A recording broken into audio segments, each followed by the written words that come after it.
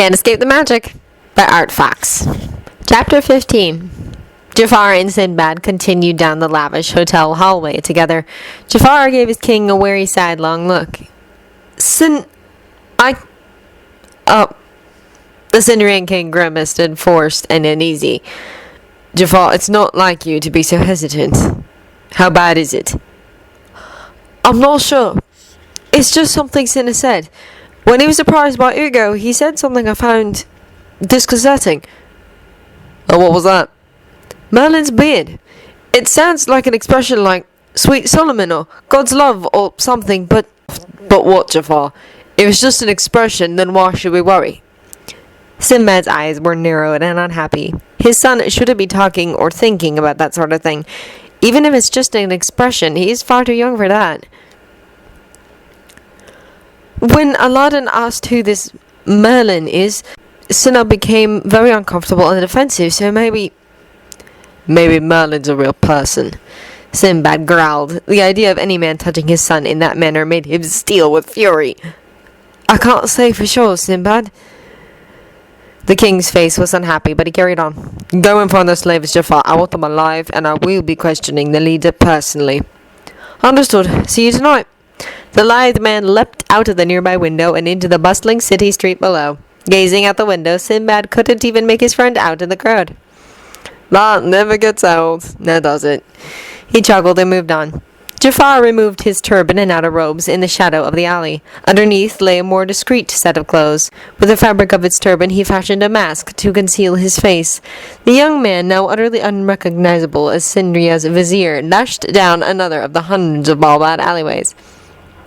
Coming to a particularly dirty, filth-ridden area, he slowed to a walk. In the middle of the path of a broken bottle, with a set of stones inside, 2 sea glass green, and 1 dark blue pebble.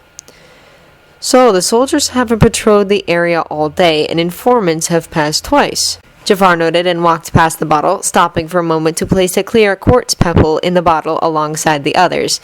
3 steps from the bottle, he approached the wall. Dirt and grime covered the once clear sandstone, in the corner rank of still pits. But just above his head was a loose stone, too high for children to notice and too small for adults to bother with. Perfect.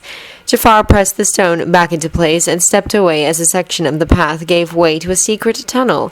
He lowered himself down and pressed another stone inside the tunnel, closing the door behind him. The tunnel was dark and smelled of mold and rat droppings. Jafar ignored the smell and focused on making his way through quietly and quickly. Light shone ahead on the path. The tunnel opened into an amphitheater. Sunlight filtered through the broken stonework from above. Jafar scanned the area from the tunnel's shadows. The room appeared empty, but he knew better than to assume that it was. A voice echoed out from the shadows. It was impossible to tell where it came from. It came from all over and bounced around the empty cavern in a round of riddles.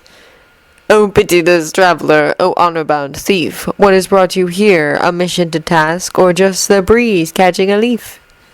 Jafar refrained from grumbling. The sect always did have a flair for dramatics he didn't care for, but if he wished for help or information, he knew he had to play along with their games, so Jafar reluctantly began his own rhymes.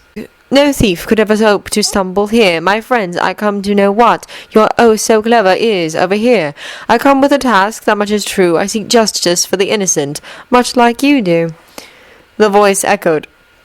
Again, this time mirthful. Justice, he cries, this man is so bold, he's covered in blood, and his eyes are so cold. So bloodied man, what justice you need for yourself, your lover, or your blood-covered king? Jafar sneered. He hated it when they brought up Sinbad, but he couldn't afford to insult or lie to this sect, not if he wanted their help. Not for myself or my king do I come, but for 2 children, 2 slaves I met on the run. Tormented and tortured they have suffered so. I want our master, give me him, and then I will go. Silence filled the cavern, only to be broken by cold, feminine laughter. An act of kindness too sweet to be true, a bloodied man, now soft as drifting sand. I did not expect this from you. What price do you offer for aid in this endeavor? A service so sweet, a proffer so kind. Some might suspect the loss of your mind. Jafar coughed. He was no good at rhymes, and was quickly running out of patience before the frivolous pandering. A bit of kindness, born of my king, to find these men we offer favor, to hear the song that they will sing. The voice was quiet. Simple kindness is rarely so. Your king was a slave once, that much we know. And now he comes through you, he bids. Is it for his sake or the kids? Jafar took a breath to give another complicated answer when a new, deeper voice echoed through the cavern, interrupting him. You have our interest now, if this tale is true. The slavers will somehow make their way to you. Jafar nodded in relief and took a firm step into the light. Thank you, friends, for kindness unmatched, and for the birds you will dispatch. From the highest corner of the cavern, Jafar saw the barest hint of a red cloak. A third voice followed him out of the area. Go on, bright snake, and slither on to your den. Find your prize in shining Oxbow Lake, a gift for your king's sin. Jafar wasn't too far away from the cavern when he felt a sense of dread fall over him. His king's sin. Sinbad's sin. They knew about Sinna. Damn it! Jafar scowled as he contemplated how they could have figured it out. Then it hit him. The hotel doctor! He was the only one outside of their group who had seen Sinna's hair and was close enough to compare it to Sinbad's. And he was the one to first make the connection between the two. The doctor had to be an informant, or at least somewhat connected to the sect.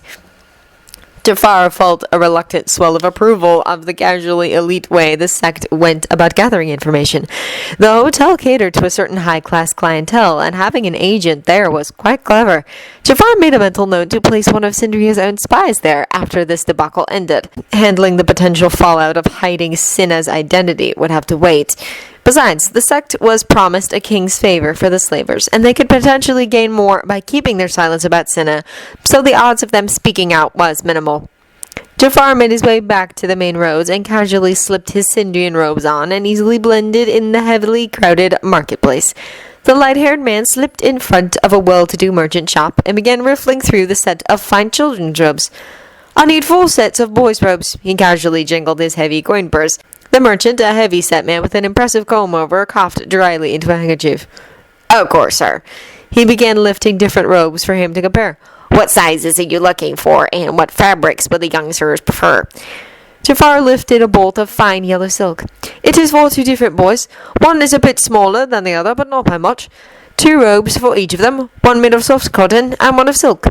The smaller set should be made with a blue, purple, or green overrobe and plain white underrobes.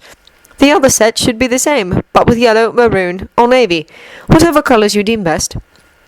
Jafar pointed out one of the many designs the merchant had set out of his work. This kind of robe will do. The old merchant salivated at the high-quality fabric the man was demanding he use. This sale would surely set him up in luxury for a good month or so. And how will the sir be paying for this? He asked in a voice Jafar assumed he thought pleasurable. The younger man lifted his heavy coin purse. Will Sindrian gold and silver suffice? Jafar twitched as the merchant relaxed happily. Oh, well, yes, of course, sir. It's just... The old man cast a nervous look around.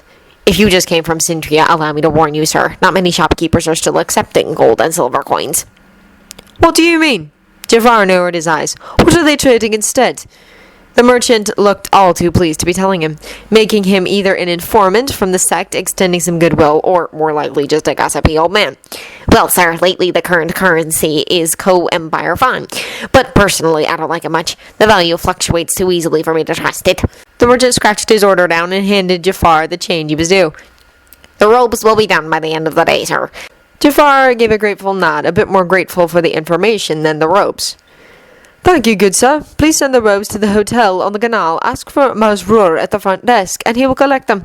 Yes, sir. Thank you for your business.